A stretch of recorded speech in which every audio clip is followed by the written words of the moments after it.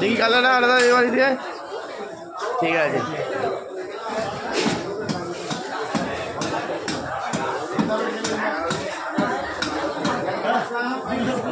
Kilo 775 গ্রাম।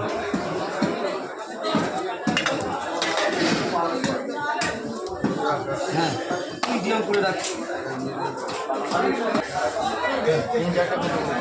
3-4টে ঘিটা বেরিয়ে যাবে সব। জাতি দিক ডালের দিক আর